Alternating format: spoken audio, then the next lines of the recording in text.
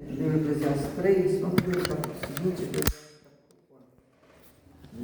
Vamos estar versículo por versículo, nós vamos começar pelo versículo, vamos lendo e já vamos explicando, certo? Eclesiastes capítulo 4, certo? Leremos pelo menos parte dele, né?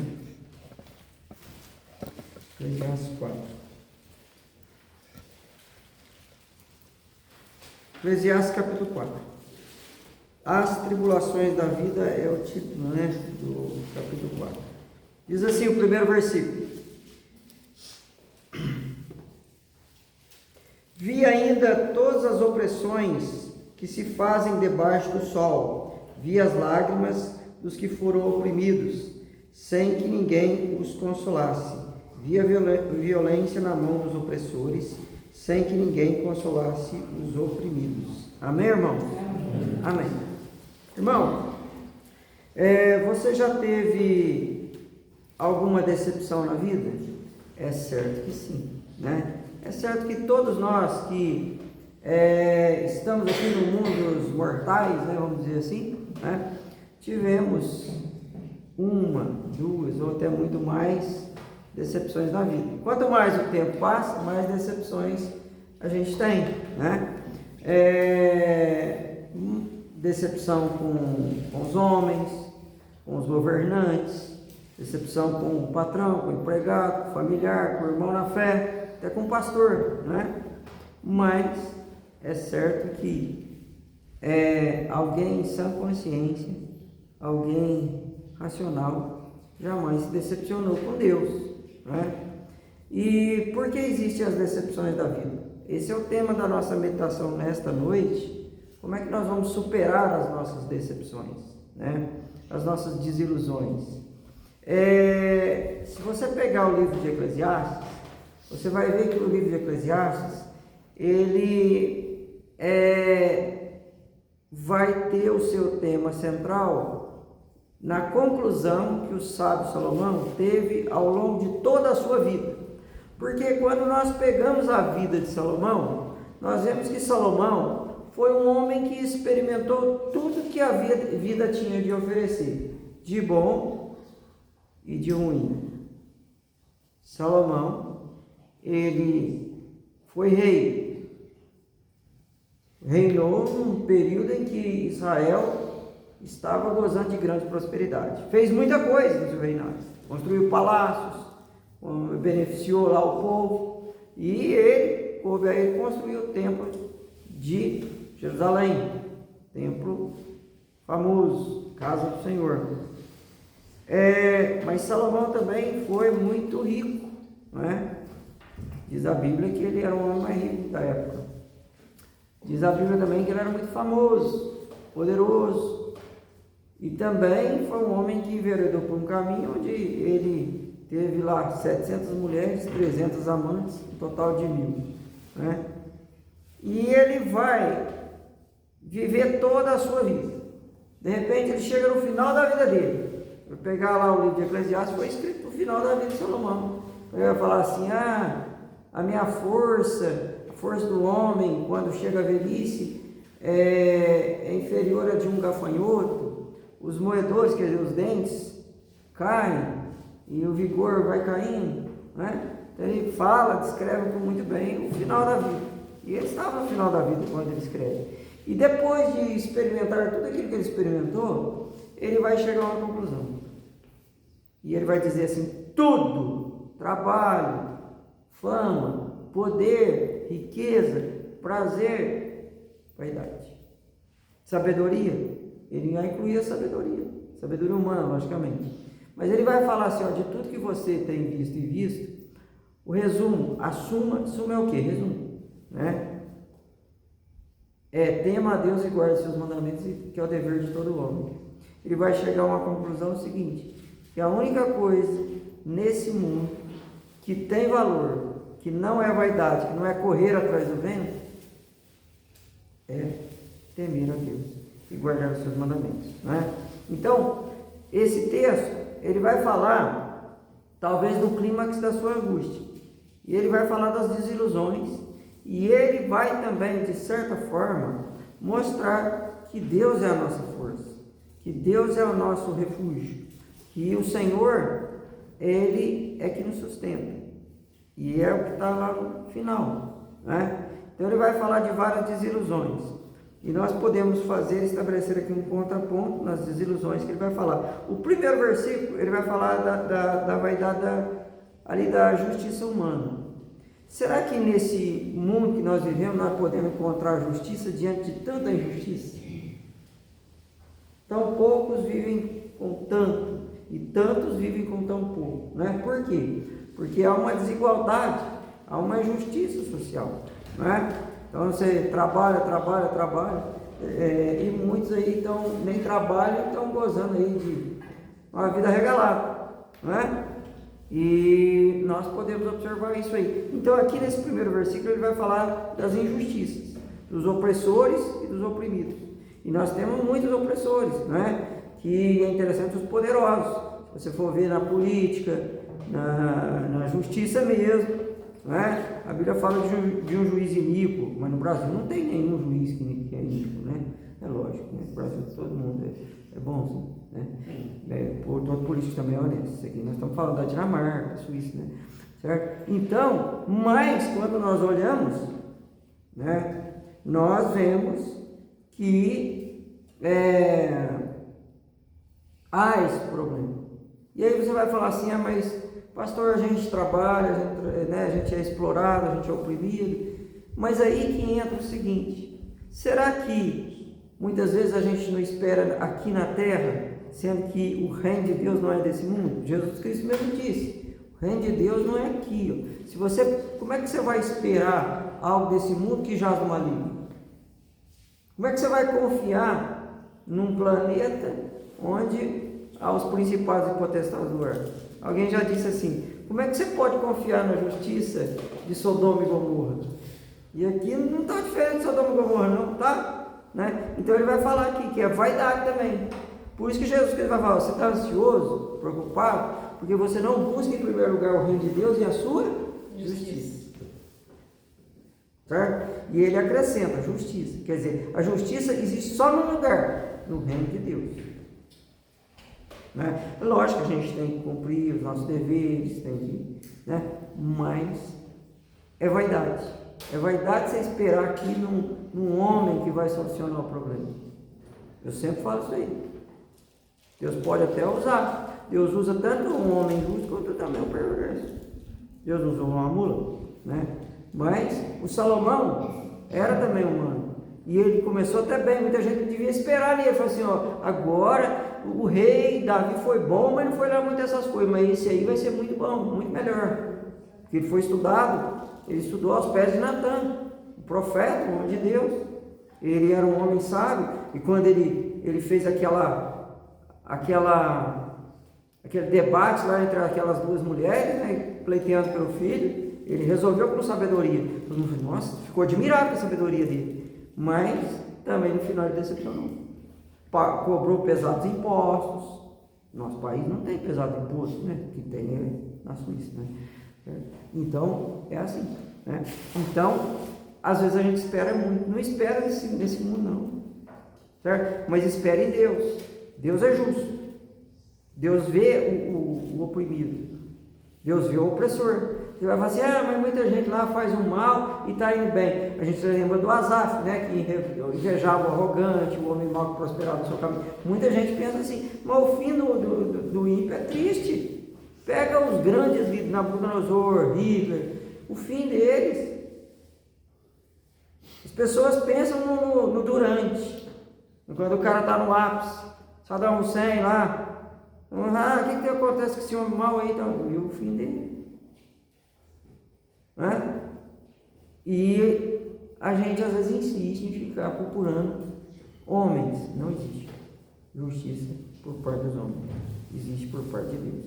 Segunda coisa que ele vai falar aqui é a respeito da própria vida, do dia a dia. E ele vai falar uma coisa assim, pelo que tenho por mim, mais felizes os que já morreram, mais do que os que ainda vivem. Porém, mais do que os outros, tenho por feliz aquele que ainda não nasceu e não viu as más obras que se fazem debaixo do sol. O que ele está dizendo? A respeito também do dia a dia. Nós não falamos que ele buscou muito prazer? Quantas mulheres ele teve? Chegou a 1000. Então ele buscava os prazeres. Será que nesse mundo de mal a gente pode ter prazer, o verdadeiro prazer, se buscarmos lá nas coisas do mundo? Nas coisas que Satanás oferece? Se você observar bem, quando Ló escolheu as campinas de Sodoma, ele ficou iludido com aquilo ali, não é?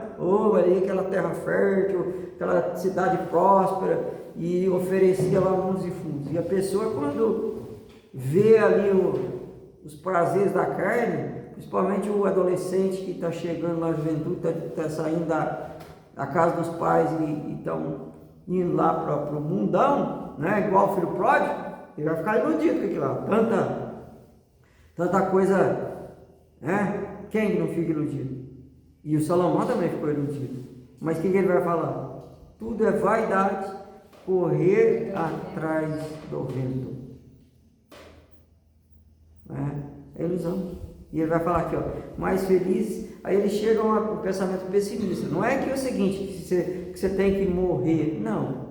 A nossa vida está na mão de Deus. É lógico que a vida lá no céu é muito, incomparavelmente melhor, não é o que o apóstolo Paulo fala. Mas não é que a gente vai querer morrer. A gente tem que combater o combate que Deus estabeleceu para nós. Porque os nossos dias já estão contados, diz a palavra de Deus. Seu combate pode ser longo, pode ser breve. Tem gente que vive 100 anos. Tem gente que morre com 2 dias, né? É assim a vida. Os nossos dias estão estabelecidos por Deus. Então não é que a gente deva querer morrer, mas nesse mundo, se a gente for ver mesmo, né, é que a gente é apegado à família, apegado ao trabalho, apegado à nossa vida aqui. E temos que pregar o evangelho. Mas se for ver, o céu é muito melhor que aqui. E é nisso que nós temos que esperar. Por quê? Mesmo que você viva 100 anos e viva como Salomão viveu aí, cheio de coisa do mundo, um dia aqui, né? Um século aqui não se compara em felicidade na glória que vai ser revelada a nós, né? Então é o que ele está falando aqui, né? Que a morte do ímpio, ela é dolorosa. Deus não tem prazer na morte do perverso. Mas a vida do ímpio também é assim que ele vai chegar a essa conclusão. É interessante que alguém já disse, um filósofo pessimista disse assim: o homem veio aqui para sofrer.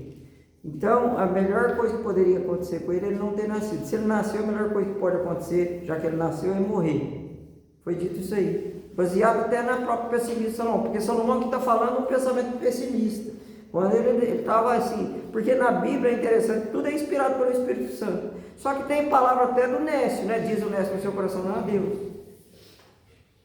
Tem muitas vezes o salmista em alguns salmos relatando o seu desabafo, porque também tem um momento na nossa vida, por mais crente que sejamos, né? Que tem um momento na nossa vida que a gente cai. Porque nós somos carnais, nós somos humanos, e às vezes a gente pensa, será que vale a pena servir a Deus? Será que vale a pena temer a Deus? Esse mundo está tão mal, tanta coisa ruim, dá vontade de desistir. E era o momento, Salomão, na sua natureza carnal. Mas não é que isso é a realidade, né? Porque se a gente pensar assim, a gente não vive. Porque se Deus deu a nós o dom da vida, a gente tem que servir a Deus, se alegrar no Senhor, né?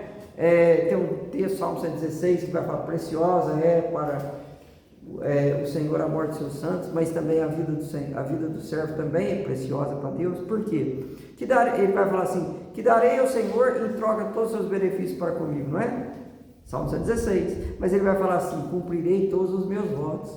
Então o que a gente tem que fazer? O que a gente vai fazer diante dos benefícios que Deus dá para a gente? Cumprir os votos, servir a Deus. Isso é a felicidade aqui na terra para o cristão. Agora, para o ímpio, o apagar das luzes, o fim, é o descanso para ele, mas não é descanso, porque se ele não for para o céu, o que vai acontecer? Lá vai ser pior. Mas para o crente, que gosta da presença de Deus, ele não pensa assim, né? Mas às vezes, como Salomão, que era um servo de Deus, ele pensou. era melhor não ter nascido. Por quê? Se a gente for pensar, eu vou confessar aqui algo pessoal para os irmãos, a respeito da vida, e a respeito até para ter filho, né? Então, quando eu me casei, minha esposa está aí de testemunho, eu falei assim, não, eu não quero ter filho.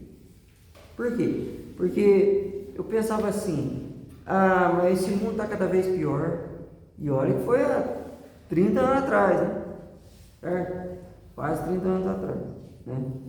Esse mundo está ruim, se eu colocar um filho no mundo, esse mundo está ruim, está de mal a pior, como é que eu vou educar esse filho? E se ele for para o inferno, se não aceitar Jesus, se ele desviar do caminho? Você pensa assim, quem não pensa? Você pensa, tem um filho, seu neto, não, mas e se ele se afastar de Deus? Né?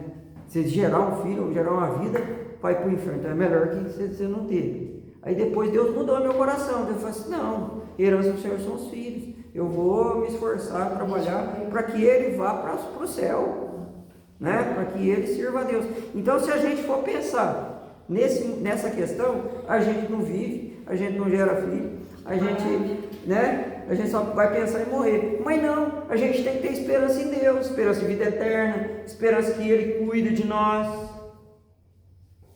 É isso que é assim que a gente vai superar as desilusões da vida. É buscando a Deus, porque às vezes Deus permite o desencanto, a desilusão. O pai não deixou o filho ir para o mundão lá, depois ele caiu em si quando ele estava lá cuidando dos porcos, ele voltou. A mesma coisa é Deus. Deus às vezes deixa a gente ter essa ilusão, e aí a gente cai em desilusão, para a gente ver que só cai em si, né, como o filho pródigo, e volta para casa. Quanta gente que decepcionou lá e depois voltou, quanta gente, né? Então a gente tem que sempre estar confiando em Deus para superar as desilusões da vida, que é o que Salomão fala. O versículo seguinte vai dizer assim, ó, né? Então vi que todo trabalho e toda destreza em obras provém da inveja do homem contra o seu próximo. Também isto é vaidade, correr atrás do vento. O tolo cruza os braços e come a própria carne, dizendo, melhor é um punhado de descanso do que ambas as mãos cheias de trabalho e correr atrás do vento. Então considerei outra vaidade debaixo do sol. Isto é, um homem sem ninguém, não tem filhos nem irmã, contudo não cessa de trabalhar, e os seus olhos não se fartam de riquezas, e não diz, para quem trabalho eu, se nego a minha alma os bens da vida, também isto é vaidade e enfadonho o trabalho. Ele vai descrever assim, a ambição do homem por riqueza, né? Então, quem que não quer ficar rico? Ninguém quer ficar pobre, todo mundo quer ficar rico. Mas tem gente que tem aquela obsessão pela riqueza.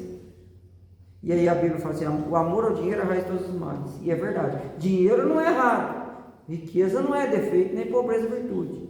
Mas você tem que estar contente, que Paulo fala, contentar com aquilo que tem. Se você tem o pão de cada dia, se você tem o dia a dia, o seu trabalho, se você come o trabalho das suas mãos, diz o Salmo 128, Salmo de Salomão, você já está feliz e tua esposa vai ser bênção, seu filho vai ser bênção.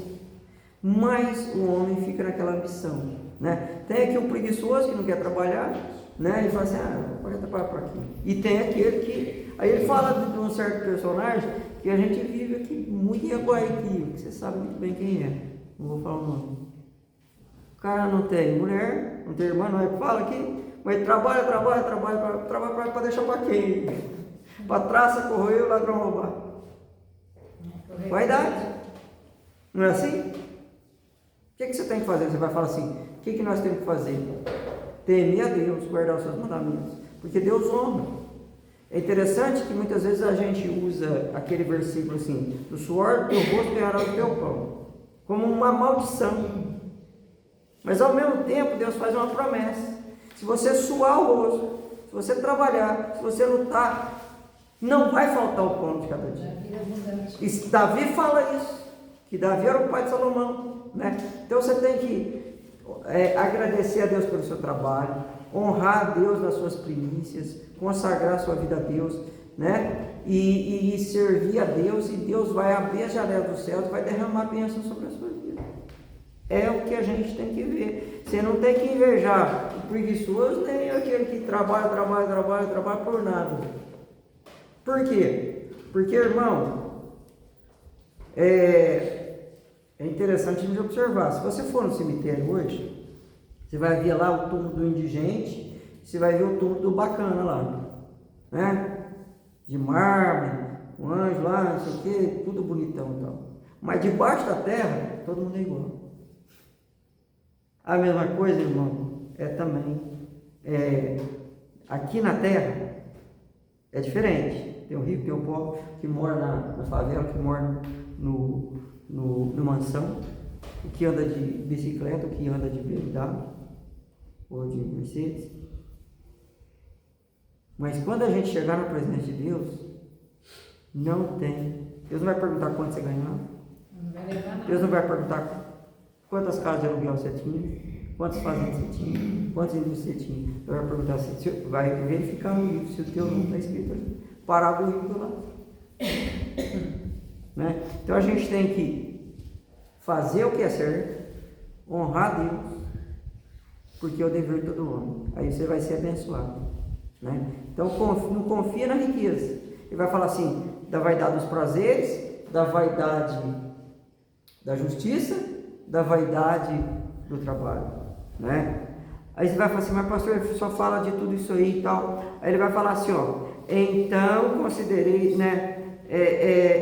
O versículo, aí ele vai falar o seguinte, né? Então, isto um homem que ninguém, né? Versículo 8 nós já falamos, mas o versículo 9 vai assim, ó, melhor serem dois do que um, porque tem melhor paga do seu trabalho, porque se caírem levanta o companheiro. Ai, porém, dos que estiver só, pois caindo não haverá quem o levante. Também se dois dormirem juntos, eles se aquentarão, mas se um só, como se aquentará? Se alguém quiser prevalecer contra os dois lhe resistirão. O cordão de 3 dobras não se arrebenta com facilidade. Eu queria encerrar com essa palavra. O cordão de 3 dobras não se arrebenta com facilidade. Então ele fala, melhor serem 2 do que 1. Por que ele fala aqui depois 3? É o pai e o casal.